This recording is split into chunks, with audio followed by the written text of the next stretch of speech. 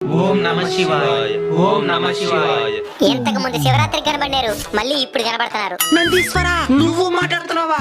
ఏమిరా, పర్వదినాలలో మాత్రం మీకు పరమేశ్వరుడు గుర్తుకొస్తాడా? వీలు చూసుకొని వస్తాంలే స్వామి. వీలు చూసుకొని కాదు, వీలు చేసుకొని రండి.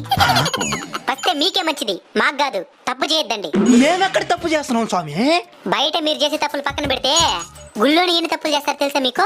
గుళ్ళో తప్పులు చేస్తున్నావా? ఏంది స్వామి అది? మొదట దర్శనం దగ్గరే విఐపి దర్శనం కావాలంటారు. మీకు అధికారాన్ని ఇచ్చిన శివయ్య దగ్గరే మీ అధికారాన్ని ప్రదర్శిస్తున్నారా? శివయ్య ముందు అందరూ సమానమే. మీరు నిజంగా అధికారాన్ని చూపించాలనుకుంటే ఆ డబ్బుని అన్నదానానికో ఆలయ అభివృద్ధికో డొనేషన్ గా రాసివ్వండి. సరే స్వామి. ఇంకోటి, పూజారి బొట్టు పెట్టుకోమని విభూదిస్తే సగం పెట్టుకుంటారు, సగం ఇక్కడే ఉండే గోడల మీద పోసేసిపోతారు. ఇంటికి తీసుకుని పోయి ప్రతిరోజు పెట్టుకుంటే పోయేదే ఉందిరా, అంతా వచ్చేదే గానే. ఆలయం బయటే మీ ఆలోచనలన్నీ వదిలేసిరండి, లోపలికొస్తే నువ్వు శివయ్య అంతే.